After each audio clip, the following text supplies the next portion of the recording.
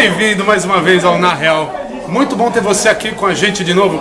A gente, como você já sabe, faz tudo para estar próximo da arte. E hoje você, mais uma vez, não vai acreditar. A gente teve a chance de trazer para conversar com a gente, nos abriu espaço, Tininho, uma das lendas, eu diria, sem sombra de dúvida, da dança no Brasil. Vamos lá conversar com ele?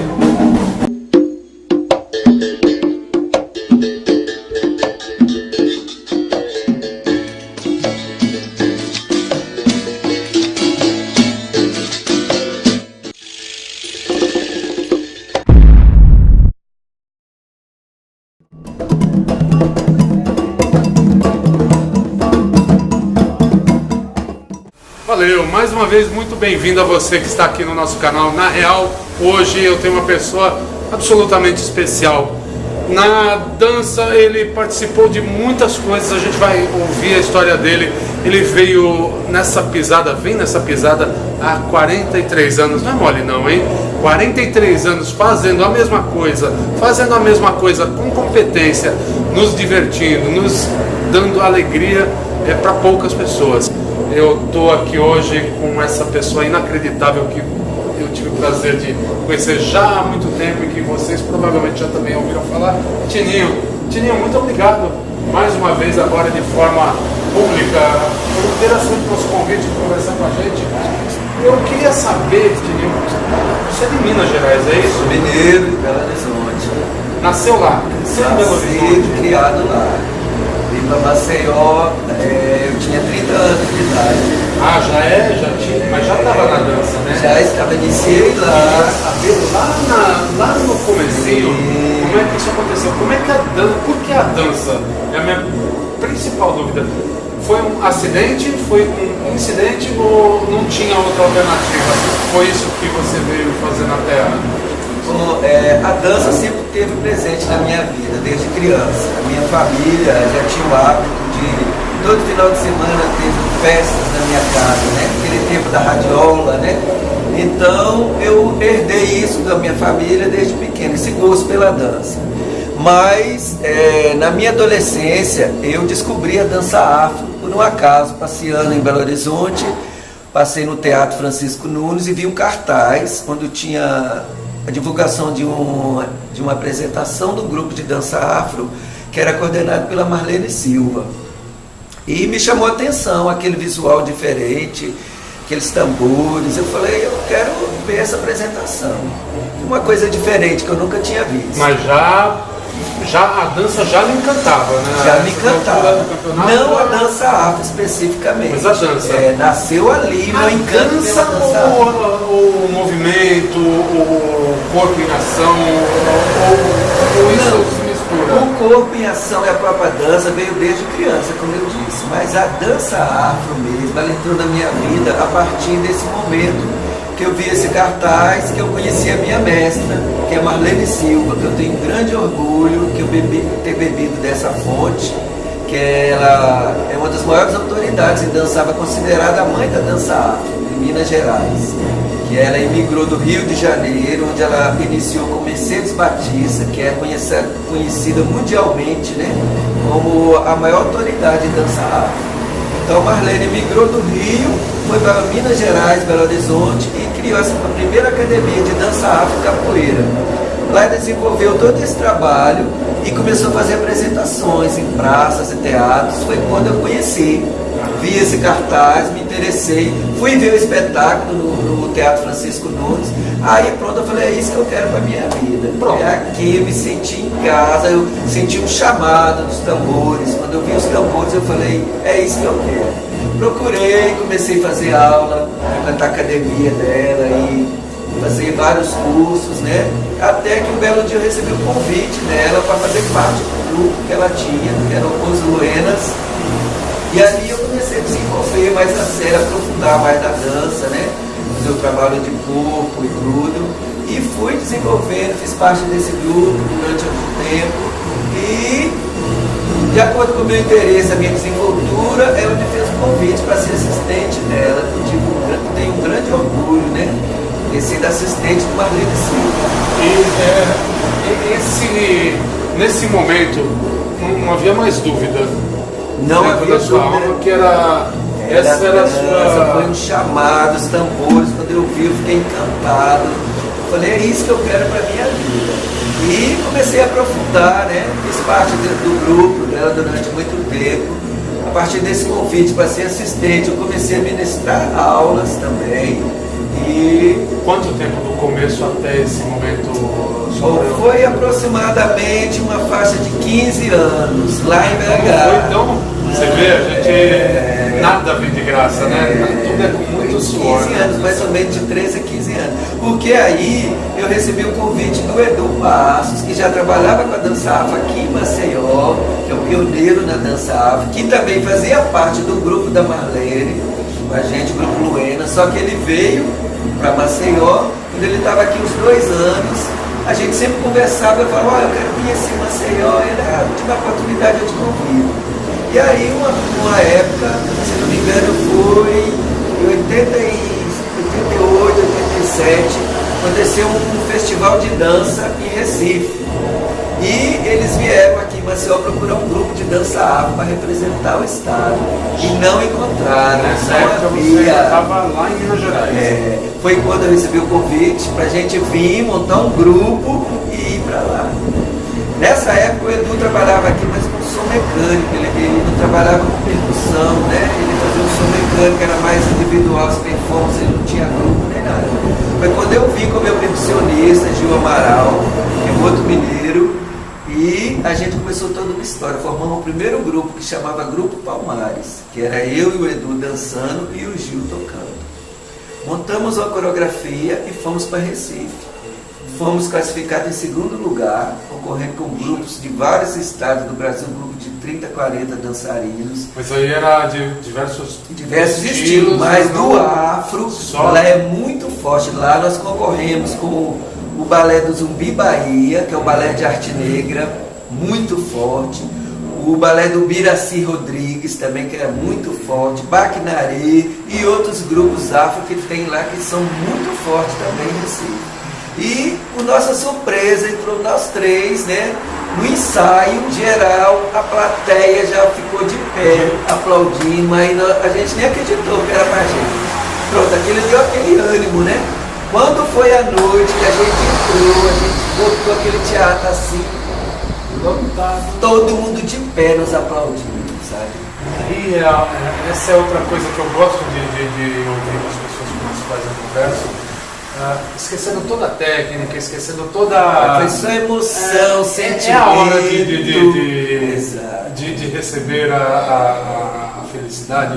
Me conta um pouquinho como é estar no palco, depois de tanta luta que eu sei que tem para você chegar até um determinado patamar, até ser reconhecido, até estar bom naquilo que você está fazendo, entre o friozinho na barriga de entrar no palco e receber o aplauso.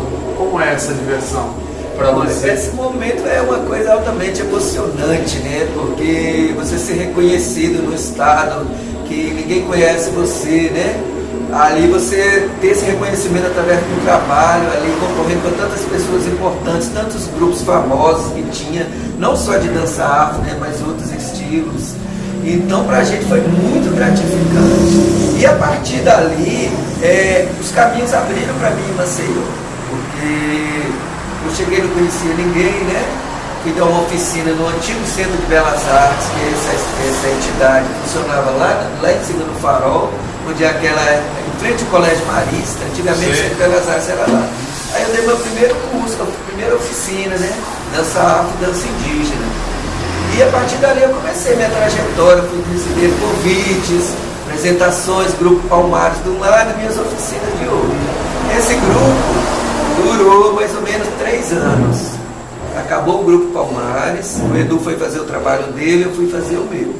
Fui convidado para trabalhar no SESC, iniciei uma nova trajetória e lá eu criei um grupo também que teve uma história muito importante em Alagoas, que muita gente não conhece, que foi o Imoleorum. Foi o grupo que eu criei no SESC, alunos que vieram da oficina que eu ministrei lá. Aí no final fiz uma seleção e montei esse grupo, Imoleorum. Imoleorum resistiu durante 10 anos em Maceió. sem apoio cultural, sem nada, sem patrocínio, sem nada. Viajamos para o Piauí representando Alagoas, ganhamos um troféu imenso, fizemos vídeos, fizemos vários trabalhos aqui, e de resgate mesmo da cultura, né? De trabalhar nas periferias, em todas as camadas sociais, mas principalmente da periferia, onde está concentrada a maior concentração da comunidade negra, né? Que não tem acesso a cursos, essas coisas. Então, a gente fez esse trabalho também. O Brasil é um país... Você anda de norte a sul, você vê isso com muita clareza, miscigenado. Você tem toda a gama de cores e de... vários tons de pele. Vários tons de pele. Por que isso não se reflete na cultura?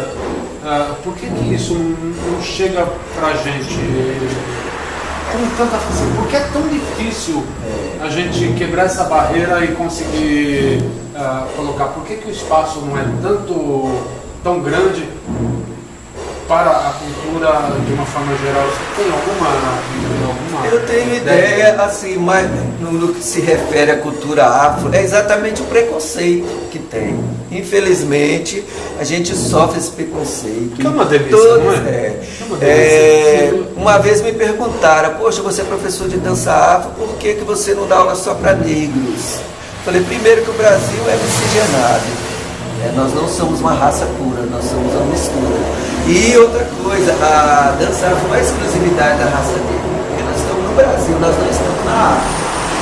Então, é todas as cores. Então, todo mundo pode participar assim na dança afro. E como é que a gente vai combater o racismo sendo racista? Né? Uma vez eu me lembro muito de um grande guitarrista, que era o Jimi Hendrix, que ele foi fazer um show de blues com uma comunidade branca, e aí o pessoal do movimento negro dos Estados Unidos questionou ele por que ele, como negro, estava indo fazer show para a plateia branca.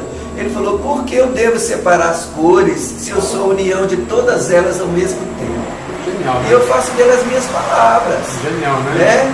Então não tem que separar, já está misturado.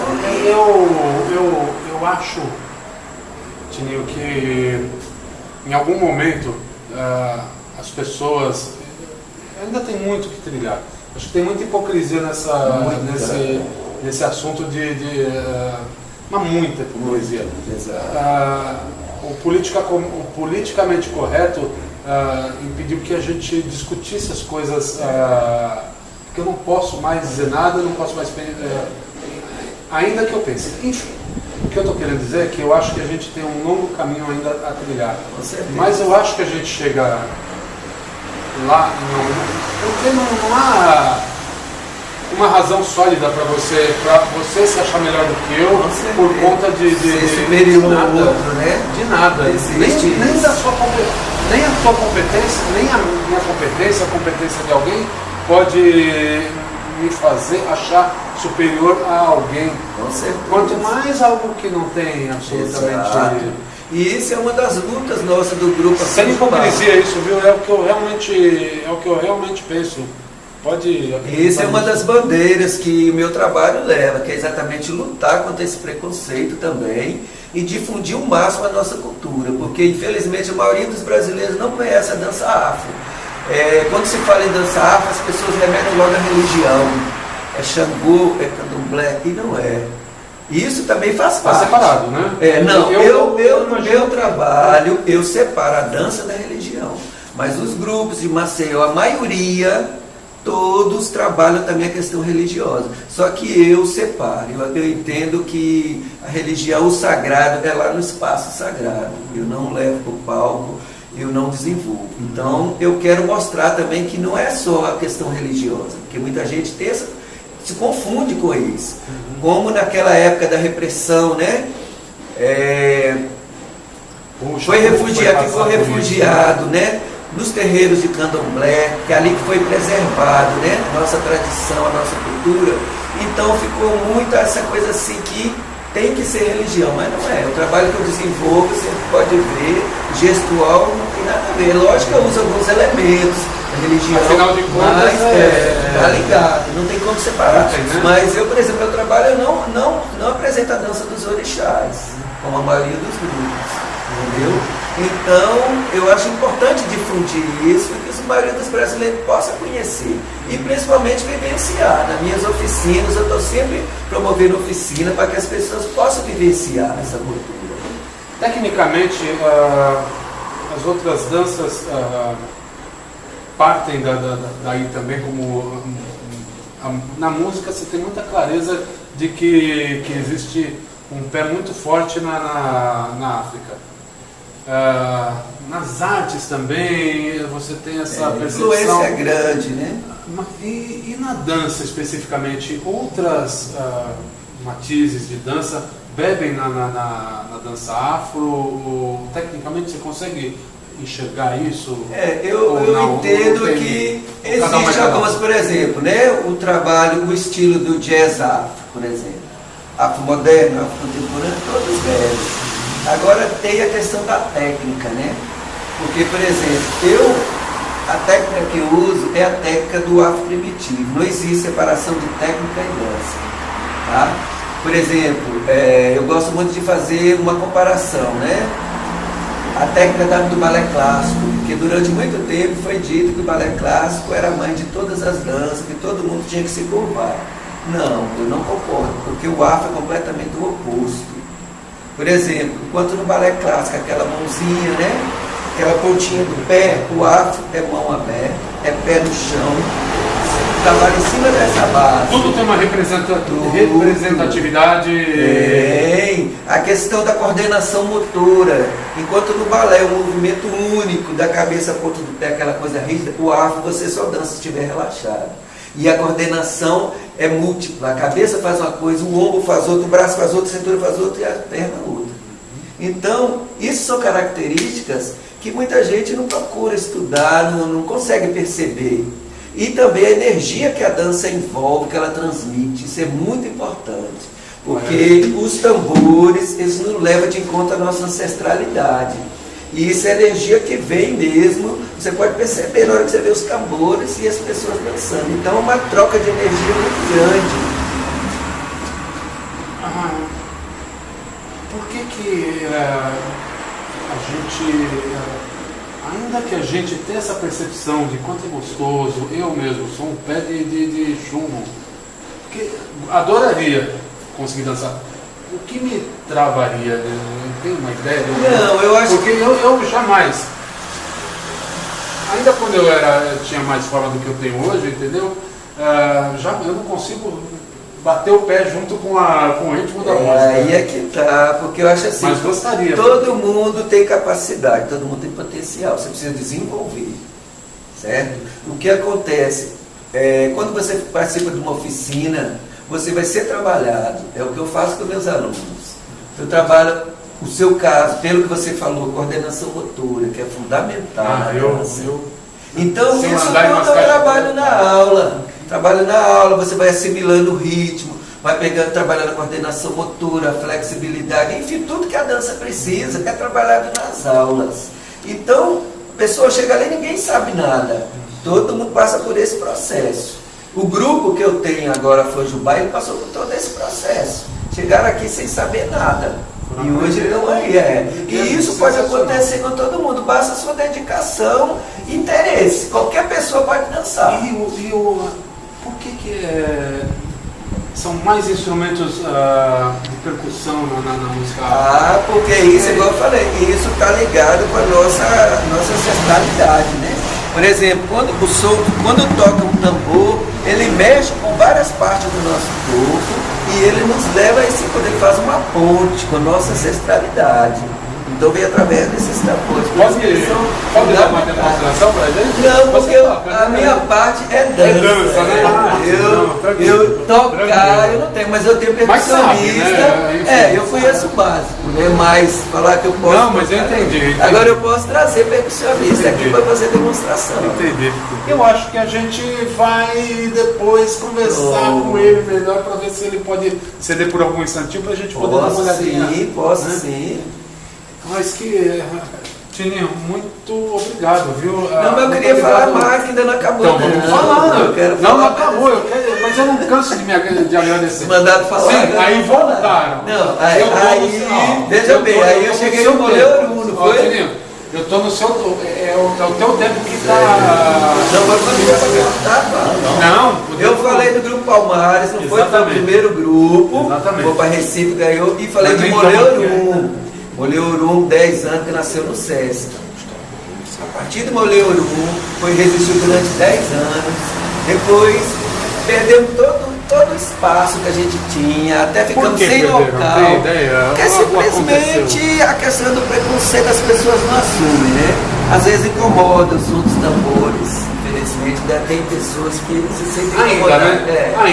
Então, saímos do SESC, houve uma auditoria do SESC e acabaram com vários setores. O primeiro setor que acabou foi com o departamento de artes, e era o departamento que eu fazia parte. Então acabou a dança afro e capoeira, foi a primeira coisa.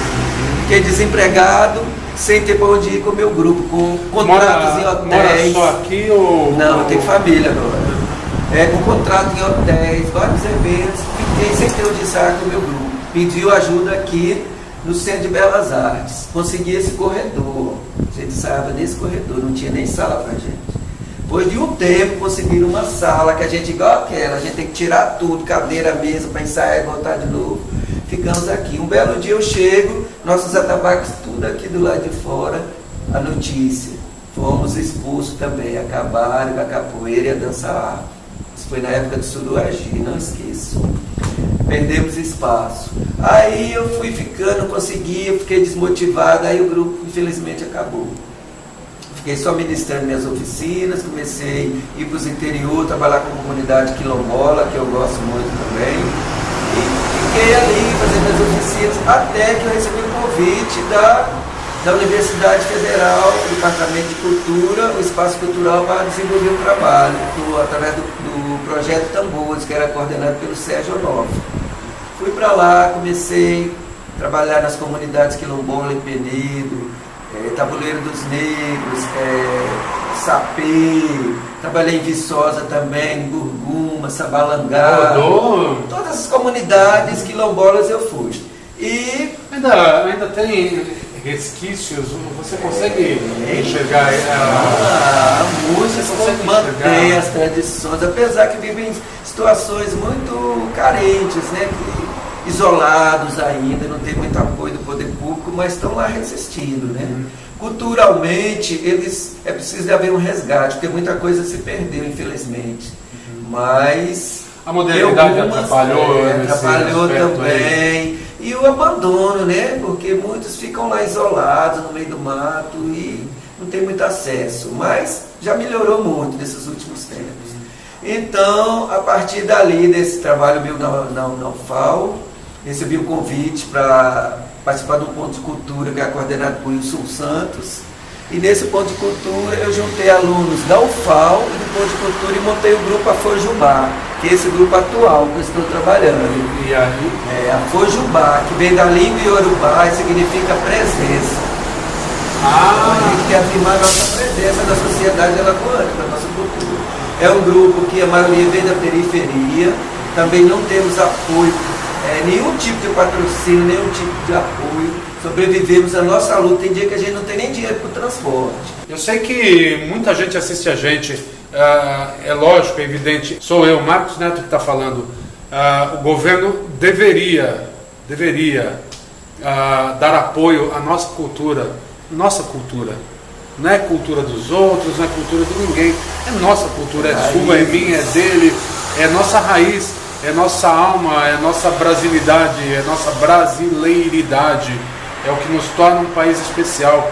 Me diga uma coisa, tem cabimento uma pessoa com o conhecimento que o Tininho tem, com a sabedoria que tem, com tudo que essa pessoa representa para a arte no país? Senhores governadores, senhores presidentes, senhores vereadores, senhores políticos, nós não estamos passando um momento muito tumultuado por culpa, adivinha de quem? Adivinha de quem? Não dá, hein? Não dá para aguentar no nosso país imenso do jeito que ele é, de tanto talento, não ter apoio para a cultura. Mas isso não impede que você faça a sua colaboração. A gente vai colocar aqui embaixo o apoio, enfim, a forma como você pode ajudá-los a seguir com isso que é nosso. É seu. É seu. É sensacional. A gente vai depois pedir permissão a ele de colocar um pouquinho do ensaio para vocês terem uma noção do que é que a gente está falando. É divino. Conforme eu disse, olha, eu estou de fato muito emocionado. Eu tenho certeza que deve ser possível ver, conversar com uma pessoa, ter a chance de ficar do lado de uma pessoa como essa aqui é espetacular. Tininho, prazer, mais uma vez, muito obrigado, viu? Eu que agradeço. Por essa entrevista também, mas por tudo que você tem feito pela arte, pela cultura do nosso país e não deixando a cultura morrer. Isso. Não, esse é o meu compromisso para assumir com a minha mestra e com a minha ancestralidade. E eu quero agradecer vocês por estar divulgando esse trabalho, porque infelizmente em Alagoas a gente não tem registro, não tem memória. Muitas coisas, trabalhos importantes que eu fiz aqui, história, muita gente não conhece. Não sabe, né? Então, através de vocês, vai tornar mais público um pouquinho da minha história, da minha contribuição. Muito obrigado. Obrigado a vocês. É isso aí, não esquece de curtir, de fazer toda aquela bagaceira que você já sabe, compartilhar com os amigos. Que mais mesmo, Igor? Vamos assistir ensaio. Vamos assistir ensaio. Então, bora lá.